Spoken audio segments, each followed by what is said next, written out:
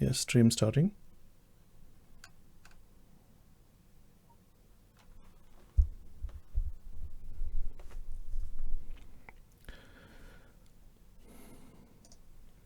Hello, this is Arif Rahman's video blog coming live to you via YouTube live at this moment from London.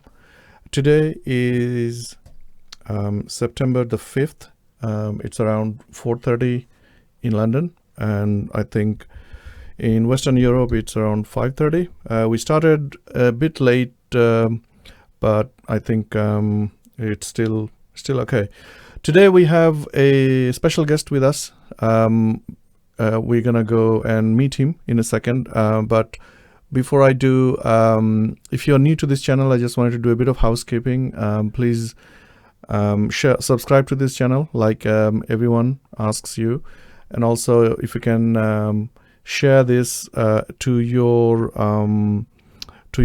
social network so that others also can have a say of this. There is live so there's live commenting enabled, so anyone wants to join in, and I can see there is around, say, 12 to 15 people just started watching it. This live is going to be in English, so if you're not a English speaking person, you're still welcome, but we're not going to talk in the usual language I talk in, which is in Bengali. So without further ado, let's go and meet our guest today. His name is Benjamin David. Hello, Benjamin. We are now live with you. How are you? I'm very well, thank you. Thank you for having me. Thank you for making the time to meet us. So Benjamin, who you don't know, if you don't know him yet, he's an online activist. I have a few notes from him about himself, but I think it's best if we let Benjamin himself introduce himself. So Benjamin, can you tell us a bit more about yourself, please?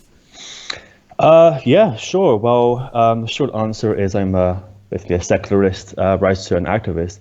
And the long story is that, well, basically, like yourself, I'm a fellow religious adherent, and I used to be a Jehovah's Witness, and I was a Jehovah's Witness until I was 17.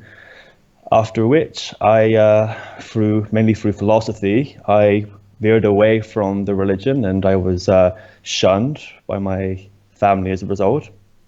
And from about 17 until about 27, I was in and out of hospital dealing with quite a dangerous health issue. And after I got into a state of remission, I went and pursued philosophy at the University of Warwick. And therein I got, I think that was the linchpin of my activist endeavors. I became the president of a university society called Warwick Atheists and Secularists and Humanists, who, as you probably know, were in the news a couple of years ago for a big issue concerning ex-Muslim Maryam Namazi, she's involved with the Council of Ex-Muslims, an Iranian activist who's fantastic. And we invited her along, and she was essentially barred by the university because she was deemed to be provocative and possibly inflammatory. And Maryam Namazi and myself, we got into a big online campaign to try to get that ban overturned, and successfully we did it. And the news broke all across the world, in America, Australia, and the UK, and elsewhere. And really put the issue of free speech into central focus. And after I left the University of Warwick, I started an online news website, called Canadian News, which was primarily aimed for activists, and we spent a lot of time focusing on the issues that were central to a lot of ex-religious people, so like ex-Muslims, ex-Jehovah's Witness, ex-Hindus and stuff, particularly the stories that mainstream media refused to publish. Then I recently moved to Amsterdam, and I'm splitting my time between Amsterdam and New York now. and I'm pursuing a PhD in philosophy, and I'm still very much involved in activism through my new website called Topical Magazine. Okay, so that's pretty much a breakdown of my story. Fantastic. I mean, this is a very colorful background that you just portrayed us. So, because I remember the situation or incidents that took place in Warwick University, where Yes. there was this big, I think some Islamists tried to. Is that in Warwick University, or actually this was somewhere else? Goldsmiths, right? That was a Goldsmith. That was a different matter. Same Mariam Namazi in the last case, it was I don't Mariam understand Before- why what her speeches are so inflammatory to the Islamists, or why they are afraid of her so much. So going back to you, tell us a bit more about your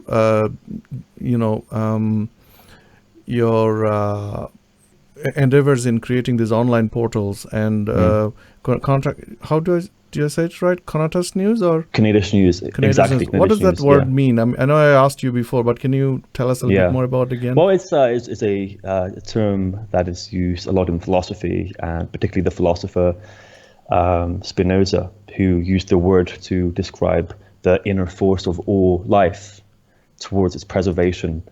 And it seemed to be a very fitting word, because I was dealing with lots of ex-religious people, particularly ex-Muslims, who just were trying to survive, and they wanted an outlet in which they could express their views and hopefully gain some momentum politically and socially. So it seemed to me to be a very fitting word to use, because Canadish News has always been about trying to give the powerless a voice, and I've always believed that everyone has a. Who are actually running this portal right now?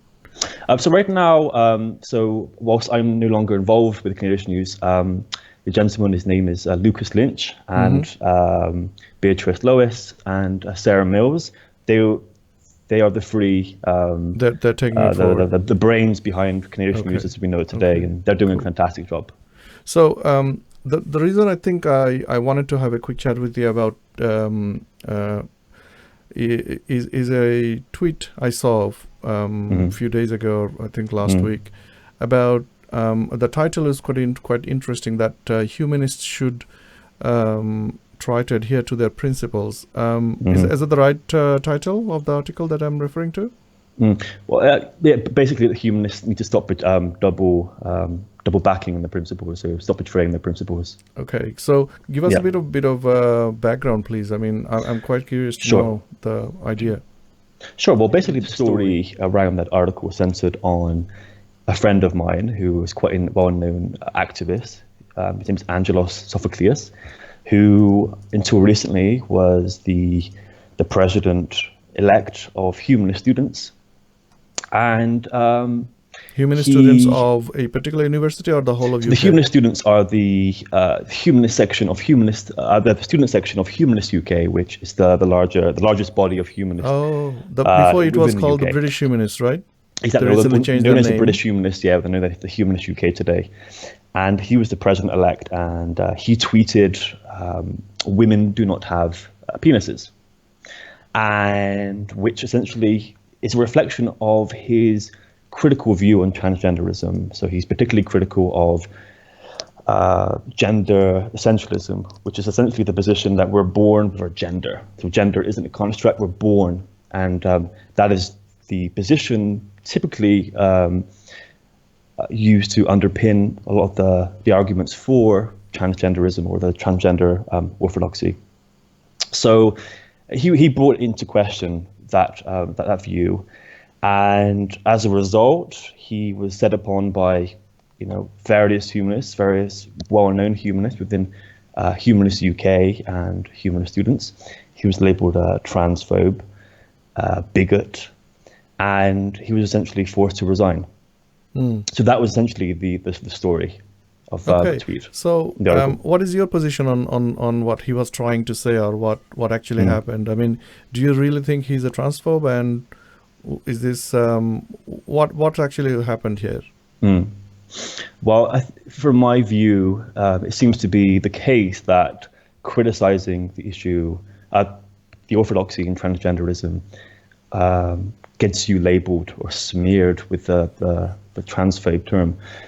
And that's very, very problematic, because essentially when you label somebody a transphobe, you pretty much stop yourself from engaging with someone intellectually and emotionally and to try and understand why somebody feels and thinks the way they do. Now, Angelos has a skeptical view about transgenderism, and his positions, are underpinned by, I think, very valid points. Now, my view on the transgender issue, I guess I'm kind of on the fence a little bit. I kind of feel like people need to, should identify however they want. That's no problem. That's my liberal conviction. Now, Angelos has a different view on this, or he has a more of a skeptical view, and that's fine. And I think debate is a good thing. And I think that's a long-standing tradition within humanism. Is essentially not taking views dogmatically, but being open to debating very, very controversial things and really allowing critical debate, particularly the use of reason, to be central. However, that is not what we've seen with how Angelos has been treated. What we've seen is various humanists pretty much stymieing the debate, arguing the debate is over. If you dare have the debate, you are automatically labeled a transphobic person, and debate is shut down, and you're pretty much expunged from the humanist circles. And that's very, very dangerous, because I think that too many humanists are forgetting that censorship creates the kind of environment that is incapable of expending raw discretion. So basically, people become ill-equipped to extol the difference between independence of thought and subservience, or in this case, dogma. And that's not good, because we need people to be able to be open to discussions and to listen to what other people say, as opposed to accepting an idea or an ideology through dogmatic means. So, is it because he was sacked because he was forced to resign? Forced to resign. I mean, he resigned, but it was an unfriendly situation there. Yes. Yeah. Okay. So, I mean, why that situation was created? I mean, who created that? And is it because to save the image of the organization, he was said, it's taking a bit of a kind of a nasty turn, and we want you to step down just to calm the situation down? I think so. I think it's understandable for humanist movements like the Humanist UK, for example, because if one of your central goals is to be more marketable, then of course you're going to be invested in ensuring that controversial views aren't associated with the organization.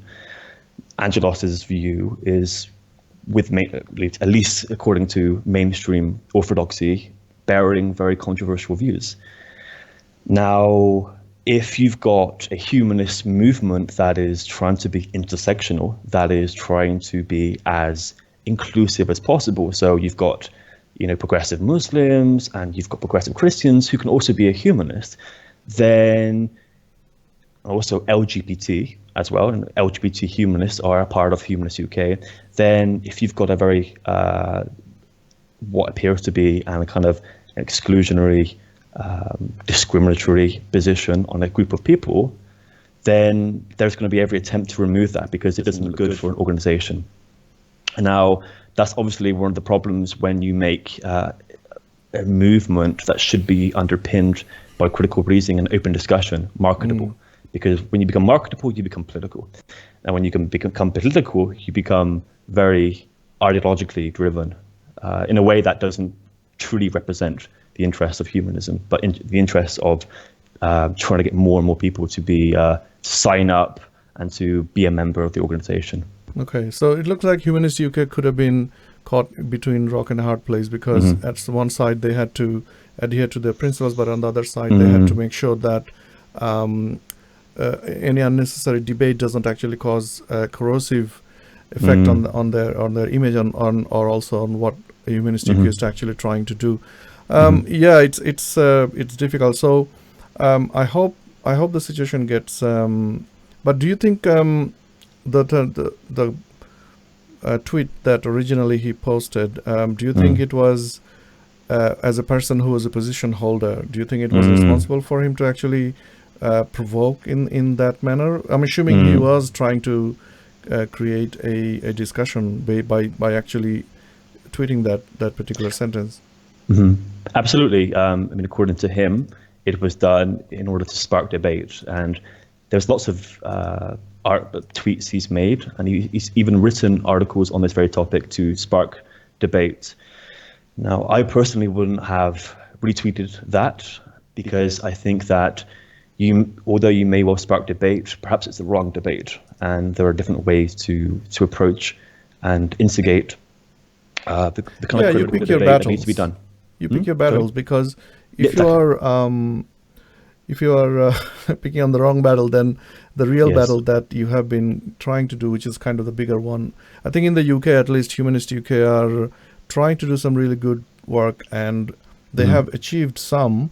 But on the other fronts, they're facing some resistance from, for example, there are some peers and the lords in the parliament who are pushing back on some of the laws that Humanist UK is trying to promote. For example, humanist marriage, and also I think to remove the bishops and remove faith schools. So definitely it makes sense for from a Humanist UK point of view to take some sort of conciliatory measures in this case. Yes. Okay, so I should add there, just to clarify, they want to remove bishops from the upper chambers of Parliament, not just remove bishops. If you don't clear up, then things could. People are waiting to set us traps from then. Exactly. Moving back to a different discussion, which is kind of a broader, and I need your help trying to understand, because I saw you to share an article recently, and I do read some of your articles. For the lack of time, I don't have the time to read all the articles. They're very.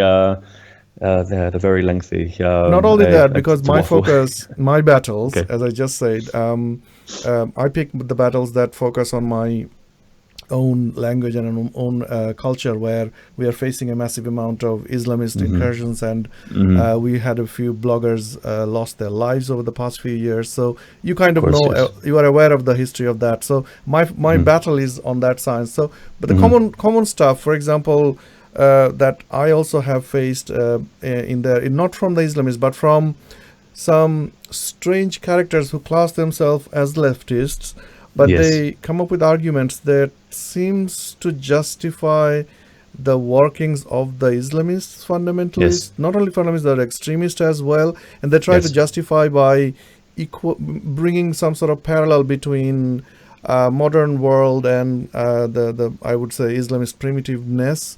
So, and I saw you share an article called, the postmodernist ideas and how to battle them. Can you give us a bit of a gist of that article? Yeah, sure. Well, basically, I'll tell you a little bit about some of the central tenets of the postmodernist view, and particularly how they kind of infuse the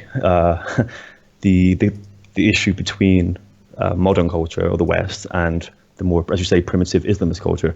So the postmodernism is essentially a movement that originated in the 20th century, and central figures of postmodernism include Michel Foucault and Derrida, amongst others.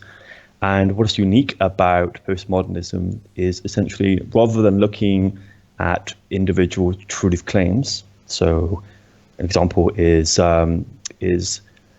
stoning someone for adultery, right or wrong, they instead look at the social conditions that gives rise to particular ideas.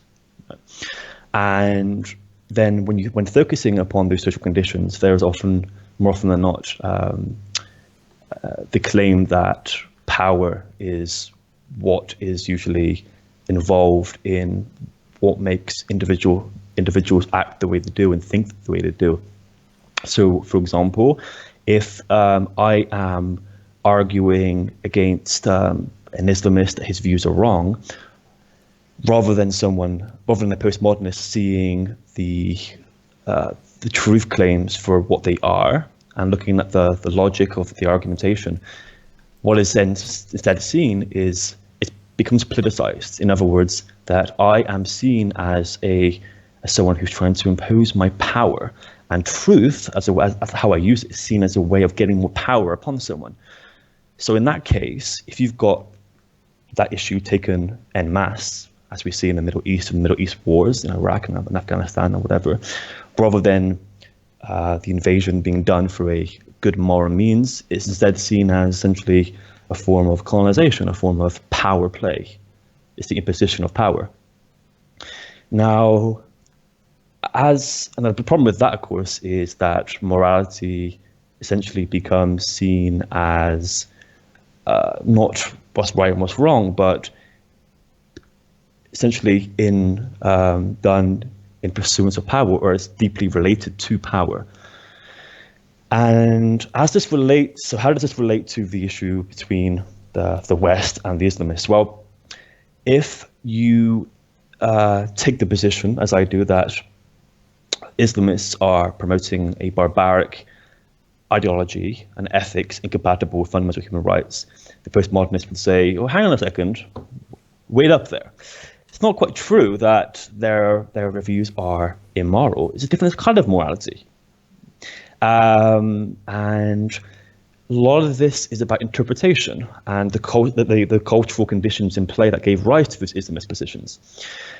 So because the Middle East has a long-standing problem with the West, namely that the West have often made various incursions in the Middle East, their views are basically a product of Western colonization, and that therefore we should have some sympathy with the Islamists, because they come from a culture that has been deeply and historically persecuted by the West, and we in the West are having our cake and eating it as a result of what we've done in the Middle East. So then but basically what that creates is moral relativism. Now, so many lefties, as you say, have given a platform or have sympathy for the Islamists because they see the Islamist as a victim, as someone who has views as a result of being persecuted, as they come from a background, a culture that's persecuted by the more hegemonic power in the West, namely white, mainly cis hetero men. So in order to give them more power, we should, for example, shut down we should try to limit the power exercised by the West, by white speakers and stuff like that, and give more power to the Islamists, who they argue represent Islam par excellence. So you've got a zero-sum game issue at play. So rather than saying, okay, you know what, let's give everyone a platform, the view is that, you know what, no, the only way, power is limited, okay? Power is finite. We can't give everyone a power because if there's only so much power to go around. So to give the persecuted more power, which they would argue is an important thing to do as lefties, then you've got to pull down the privileged. And that explains why they want to work with Islamists. I should add one more thing as well, that they argue that essentially the barbaric views that is being pushed by Islamists is essentially as a result of socio-economic conditions. And that is very much a view that comes from the Marxist tradition. So morality and behavior of given classes can be explained in virtue of socio-economic conditions. There's a lot to unpack there. Yeah, this is very important because a lot of these ideologies are actually shared by local activists who believe exactly that moral relativism. And particularly for Bangladesh, the issue is I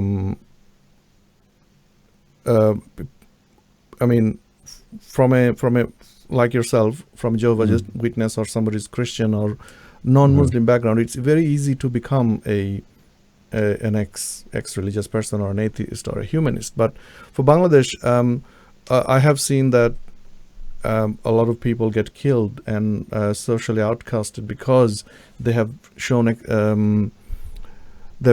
a disinterest in Islam, and especially for philosophers or should I say, who has a leftist leaning background, they can't always claim openly that they are atheist, because with leftism, generally an atheism and non-religious denomination comes, and that's one way of explaining why activists in Bangladesh, especially leftists, may have a soft corner, but or they don't actually want to engage with the way that we do. But also there is also the other side who are of Islamist thinking, and they're trying to justify their Islamist way of doing things by bringing in ideas from, as you said, Foucault, Derrida, and postmodernist ideas.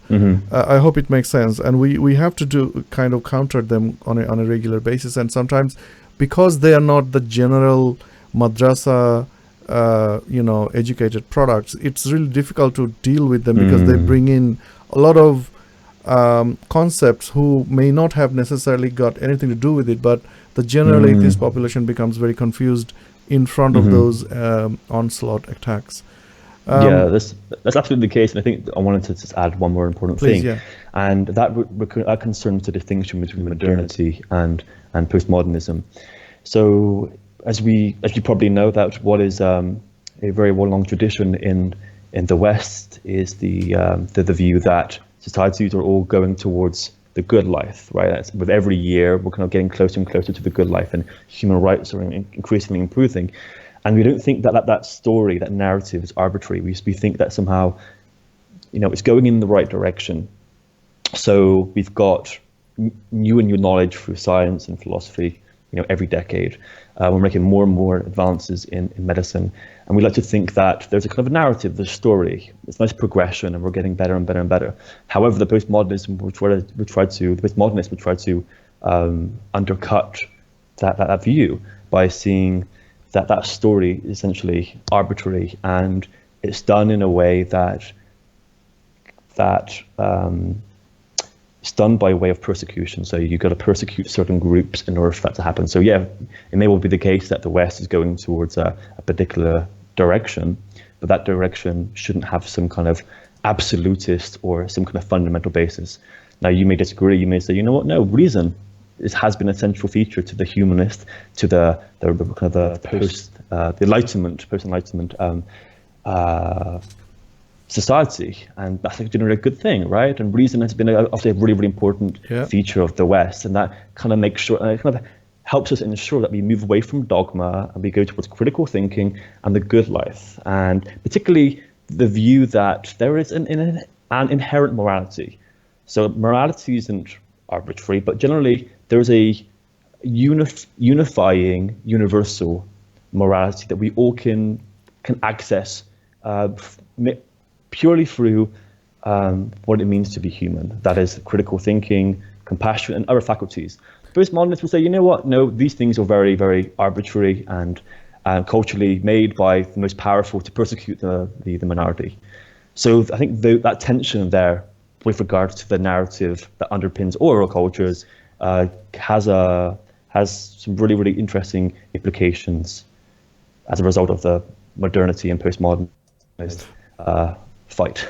Thanks for that. So, interestingly, I was on a radio talk show earlier today in BBC Asian Network, and the topic of the discussion was, does God have, do you actually go to God before you make a life-changing decision? And in the panel, it was a panel discussion, and there were representative from Sikhism, Hinduism, and Christian, and I was kind of the guy who was representing the seculars and atheist views.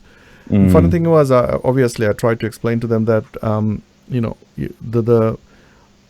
the voices that you hear in your head that you think is God could be just a result of your indoctrination, your imagination, and all the way your brain has been wired. But funny thing is, they continued to kind of take the discussion towards that, we feel peace and it's tranquil and everything. And at some point, someone mentioned, what about healing? And they saw evidence of people being healed by the power of prayer. And I said, was there any doctor involved? And the the panelist tried to actually move away from that discussion because he knew a trap was coming. But in there was this strange section where somebody said, without God, what about morality? And what would you say to that particular snippet of soundbite? What do you say to that? That's a very interesting point, because that topic has been central to philosophy for a very long time, and you saw that in the philosophy of Nietzsche, who argued that the atheism that's spreading in Europe is going to essentially create a huge degree of nihilism, because bereft of Christianity, there's no fundamental basis for values. And I think that is the view of many religious people today, and even people like Jordan Peterson. Now, my view is essentially that view is propagated by those who do not quite understand the psychological and sociological underpinnings of morality. And my view is essentially that you do not need to be a believer of any number of gods or different religions in order to know what's right and what's wrong, because what is right and what's wrong in many respects is essentially a anthropological phenomenon that is very much done in pursuance of social bonding and social survival. Now, many philosophers, of course, have tried to say what makes something right and what's wrong. Does God tell us how to do it? Well, I think the issue that I have with that view that I normally put to religious people is this: is it good because God deems it so, or does God deem it so because it's good? So if they say it's good because God deems it so, my rebuttal is, if that's the case, then can God therefore make anything to be good and anything bad? So what if he were to say that tomorrow rape is good or murder is good? Presumably the adherents of that particular faith would, of course, going with that doctrine, go with it. However, if God calls it good, if God is just following the good, he doesn't dictate it, but he's just pushing forward the good, then the view is, why not get rid of the middleman? And why not just tap into the good? Do we really need the middleman to access the good? No. Well, in my view, that you have the faculties inside your mind in order to tap into that good. But the good, though, of course, isn't some kind of metaphysical substance. What is good, is evidence in what it means to be human. So my view is more of a moral realist, in the sense that there's an ingredient for the good that is unique to human beings. And I think a big part of that is freedom. And I think a big part of that, of course, must be well-being. Fantastic. Thank you for that. Quick question. I know you mentioned about Jordan Peterson. What is your view on his current stardom and what the things that he's trying to say? But actually, before you answer that question, I just wanted to address a few of the comments I saw on our live video. And just to update you guys that Benjamin David is an activist, but not all activists have their own YouTube channel. So if you ask me if he's got a YouTube channel, I don't think he does, but hopefully at some point he will create of his own. But he does a lot of writing, and I'm going to link his Facebook and other Twitter accounts in this particular video in the description, so you can go and explore what his authorship is. So do follow those. So because I know a lot of my channel subscribers and who are regular visitors get content mostly in Bengali, and this particular one is English, because as I said before, I will bring in regularly English content as well, because I live in England, and although I'm a Bengali by origin, I think I'm a kind of a global citizen, and I do interact with activists from all around the world, such as Benjamin here, and I have interviewed a lot of other activists in the past, and hopefully we'll do in future. So do bear with me. Also, I can see that there's some comments about about Benjamin's background. I don't know if you have joined late. You may have missed the point, but someone is asking, is Benjamin atheist? I would let Benjamin actually answer that quick question. Yes, I do not believe in I don't believe in any existence of God. God Can you at all. So, elaborate a little bit on what's the journey? How did you end yes. up in this? Sure. So I was a believer of Yahweh, known as Jehovah, so the God of the Bible, and that God was central to all that I did. And I think I became incredibly skeptical when I realized that God wasn't answering my prayers. That's the first thing that created my skepticism. So, for example, I was teased a lot in school, and I would often take recourse in prayer. I would pray to God, protect me. I don't want to be ridiculed, and it never would happen. And the common rebuttal was from my religious peers is, you're not praying hard enough, or have more faith. It's going to be okay. And that never happened. And I think once I left the faith at 17, I was still a believer in God, but I left the particular religion. I was still a believer in God, though, for a number of years. And I did a lot more reading in philosophy and in psychology. And I think that was the kind of conduit, I think, to being an atheist. And I realized essentially the arguments underpinning God. So in simple terms, you read books other than your religious scripture. Absolutely, yeah. So particularly philosophy and psychology, and the logical fallacies as well that people often use to justify their belief in God. You fell into the trap that's called knowledge. It's knowledge, yes. Often the knowledge and logic and dogma do not often correspond very well. The world is. Yeah. What do you think of the future? I mean, I hear a lot that young people, especially millennials and post-millennials and all the other new generations that are coming out, I hear a massive number of them exponentially growing to become identifying themselves as non-religious. What do you think of that? I think that can only be a good thing, but again, it depends on is that a fact, do you think? It depends, of course. It depends, of course, on what other mechanisms are at play. I think just saying that they're atheists says very little about their ethics and their worldview. So if they are, big champions of secular humanism, by contrast, and have a very strong humanitarian basis, I think that can only be a good thing. But of course, it'd be very, very dangerous, in my view, if all these atheists that you mentioned all happen to be hardcore communists as well, who, or hardcore nihilists, and we know from the Soviet Union that there are a lot of people who were atheists. Of course, they didn't do what they did in the name of atheism, but they did it in the name of Stalinism. But he happened to be atheist. So just calling yourself atheist doesn't really say a lot. It's like me saying I have a mustache. So we don't want atheists who like Japanese atheists like these days. I think around 4% only believes in religion in Japan, right? Yeah, exactly. But of course, that doesn't say a lot about their ethics. But you see a lot of difference in ethics. So you basically want good human rather than just somebody identifying themselves as a particular group.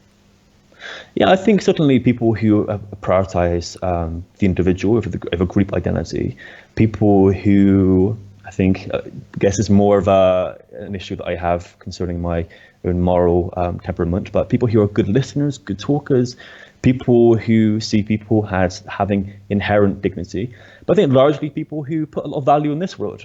So if I speak to a lot of people who put a lot of value in the next world, they kind of who strip, by consequence, this world of value, then I think I'm going to have a problem with them. I really do admire and I do get on well with people who put a lot of value in this world and put a lot of value in human beings. I think that is obviously a good starting point for me befriending and getting to know people. But and that, you don't always have to be an atheist to do that. You can be a progressive in all types of, even if you're known to be a religious person, but you still can progress humanist ideas. Absolutely.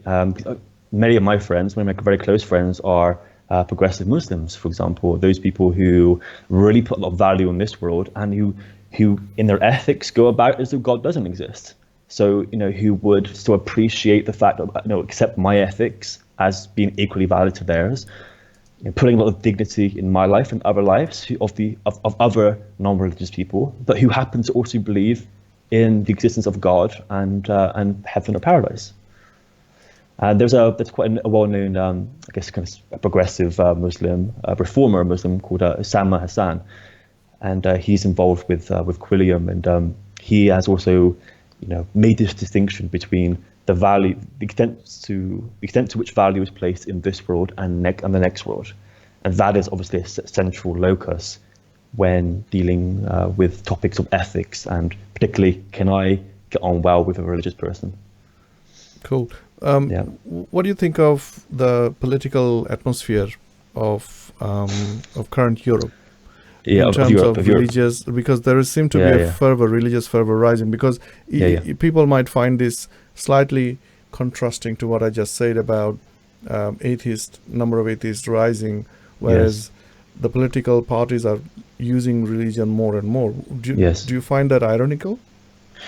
I do. I think it's really appealing to a lot of people who are not particularly religious, but who have conservative Christian, particularly in Europe, conservative Christian views, even if those views are latent. But you're definitely right in the sense that there is a huge sweeping change across Europe that seems to be moving away, at least in the mainstream level, moving away from more progressive and kind of individualistic politics to a more of a collectivist and even more of a kind of a right-wing approach. And I think that essentially as a product of political need. And I think a lot of people now have seen... Do you see that as a rise of fascism? Definitely, I would definitely say there's a rise of fascism, definitely conservatism and traditionalism. And I think a lot of the explanation for that centers on the failings of the left. And I think the left have had a big issue with three main things, and that concerns identity, immigration, and Islam. Now, you can take different views on this. You can say, these things aren't problematic. You may say these three things are incredibly problematic. Doesn't change the fact that these issues haven't been properly discussed in the left. And a lot of people, I think, have gone to political groups that do discuss these three things. And consequently, they provide a home for the disenfranchised. And that's a problem, because we want the left, particularly the rational left, to really answer those issues and to be far more inclusive. So the thing is, do you think the leftism or Marxism, I think generally should have been called, since the fall of Soviet Russia? Yes. Do you think the power, because the power is no more, and the source of the power has kind of gone off? Yes. Do you think that has an impact on the remaining leftists and Marxists who are across the globe, who are generally good people and want to do good for other people, yes, but they have lost a little bit of their guidance, and the likes of Noam Chomsky is not good enough, or yes, or not enough? Yes. What's your view on that? My view is basically that a lot of the ideals that we find within Marxism have metamorphized, and you see it within postmodernism today. And I think the way in which postmodernism operates within Europe is essentially as a product of the many failings of Marxism within Europe. Because there have been various types of Marxism within Europe, all of which have failed. Whether it be in Germany, we had right-wing socialism, not really Marxism, but of course there's a lot of similarities. And you got the Soviet Union, and you got a lot of the countries, of course, in the East Europe as well. Now, communism, Marxism particularly, has failed cataclysmically. And as a result, I think there's been a kind of a byproduct that tries to achieve similar aims, but in a very different way. And rather than class disputes being central to that, to their ideology, they see it demographic group clashes being central to their ideology. So a lot of it now concerns feminism, transgenderism, religious minorities, and the left now essentially tries to be a home for all these demographic perceived persecutions, or rather a home to deal with these persecutions. So that's very interesting, because what you've got now is, of course, on the one side, you've got this kind of postmodernist movement that does hark back very much to Marxism, and then you've got this kind of more of a populist right wing, and those, for me today, those are very, very central to a lot of the political in the political arenas that you find across Europe, particularly in the UK. The Labour Party have gone incredibly more left with Jeremy Corbyn, and for all intents and purposes, it seems that many people in the Conservative Party and voters are going more right as well, and more of an isolationist, Eurosceptic. Polarization is happening. Absolutely, absolutely. And I think that, explains why that's happening a lot. Okay, I'm going to bring up a topic which is slightly controversial and very divisive, but I think I need to bring it out. It's about the concept that what's it guys called, Bill Morris, the writer of The Bell Curve.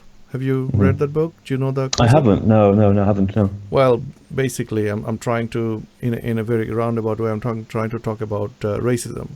Yes. Where the fascism that tries to say that they're the superior race, and I know it's a bit difficult to actually discuss, because I am a person of color and you are a native European. But what do you think? What's your view on that?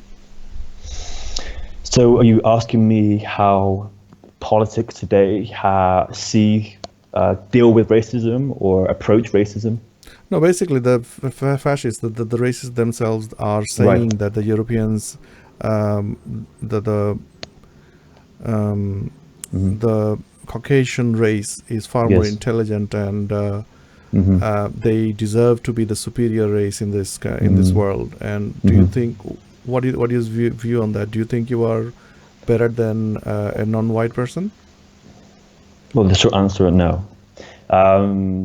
Because this whole idea that human beings can neatly be divided in racial categories is, in my view, been incredibly dangerous and counterproductive, particularly with regards to human rights. Of course, within America, for example, within the last couple of 100 years, identity politics has been really, really good for black people, of course. And when people identify as black people and they congregate, they're able to get more rights, and that's obviously a fantastic thing. Now, within Europe, you do have a lot of racism, not just within politics, but a lot of latent racism held by most commoners. And we can have a different discussion of why that's the case. But I think the issue concerning what ramifications that this has, I think a lot of people would argue that it's certainly playing a role for why the UK, for example, wants to sever itself from the UK, and why a lot of people how they respond to seeing Muslims, for example, or Eastern Europeans in their country. And I think they, of course, would argue, no, it's not racism. It's just that we're not big fans of Islam, or we're not big fans of different cultures. Now, I think there are people who have wrongly been called racist for being skeptical of Islam. Case in point, I think. And I think there are people, though, who do have generally racist views under the guise of kind of a skeptical view of Islam, really do harbor racist views. Now, this issue is quite close to my heart, because my own parents are incredibly racist. Now, I haven't been in touch with them for over a decade, and I was disowned by them at a very young age. especially when I was questioning their views. Like my mum was incredibly racist, and she voted for a right-wing party in the UK, and the BNP. Now, from a very young age, I saw that as disgusting, as wrong. I took a more of an egalitarian approach and saw these kind of racial divisions that supposedly explain so much about someone's politics and identity as incredibly problematic, particularly if you want to live in a place where where we've got lots of human rights for all and great opportunities, essentially a utopia. And egalitarianism seemed to be incredibly incompatible with the kind of views that my parents were propagating. And I think from that age, I was incredibly, skeptical of racism. And from that point up until my late 20s, I saw any right-wing view, supposed right-wing view, as racist. So if I spoke to someone and they said, I don't like Islam at all, it's dangerous, my view is, well, it must be racist. I think now I have a far more nuanced approach, and I think there are people who do, under the guise of, human rights, when criticizing Islam, for example, or any other, minority religion, Judaism, for example, do it because they're racist. However, I do think that we have to make an important distinction. There are genuine concerns that immigrants do introduce, and that includes inclusion, integration, and there are problems, of course, that minority religions introduce as well, whether it be Islam or Hinduism. And I think having an honest conversation about that is important. But there seems to be, particularly on the left, a knee-jerk approach to label someone who wants to have a conversation as racist. And for those people who want a conversation, then they veer towards the right, unfortunately. And that, in my view, amongst other reasons, explains why the left aren't doing as well as they should be doing. Yeah, that's a very good way to put it, actually. And I hope our discussion today has been useful to the audience. And I'd like to try to wrap up, because it's been almost an hour since we started. And do you have any last remaining comments that you would like to make before we start to wrap up? Sure. Yes. I think a lot of the people who will surely be watching this are people who care about the world in which we live, and they want to somehow get involved and to help, but they don't know how. My view is essentially there are lots of really, really, really good outlets available out there who will give you an opportunity to express your narrative. And because there are lots of stories that unfortunately aren't being discussed, and we cannot really make great headway with regards to human rights and ethics more broadly if we're not hearing the views of the voiceless. So I would encourage anyone who believes that they have a view worth expressing to take stock of what they have and to make the jump and to express themselves, because I was very unwell for a long time, and I lost all courage in my ability to enact change. And once I saw many ex-Muslims, for example, not having a platform, I created a platform for them. And more people can certainly do this, and we need more and more people to take the initiative and to help those who do not have a voice. Beautiful. Thank you so much for that. Benjamin David, you're doing your master's at the moment in University of Netherlands? Amsterdam. Yeah. And what's the topic again? Philosophy. Philosophy in a specific major, or just philosophy for now, and then you're thinking of doing PhD after that, right? Absolutely, yeah. So my focus is primarily on more cultural philosophy, cultural criticism. So looking into aesthetics, postmodernism, modernity, and as those three things impact politics. So that's primarily the area of interest. Fantastic, thanks. Yes. I mean, the reason I wanted to have this discussion, because I know 5 years, 10 years down the line, hopefully we're going to have far more important work coming out of that desk of yours, and Thank you very much. I hope we're so. gonna we're gonna be benefited, because I think the topic Mhm. that you just mentioned is very important at this moment, and there is not Mhm. many people who are unbiased and can have an activist way of looking at these Mhm. particular topics, because a lot of academics I've seen are either prejudiced, or they have been sponsored, financed to come up with Yes. articles and research that are not really for the benefit of the people, and the people, as you said, who don't have the voice, that needs Mhm. some voice given to them. So here is one of our attempts to that. Mhm. Thanks again, Benjamin, and hope Thank you for you having me. will have a really good academic career Thank coming you very ahead of you. much.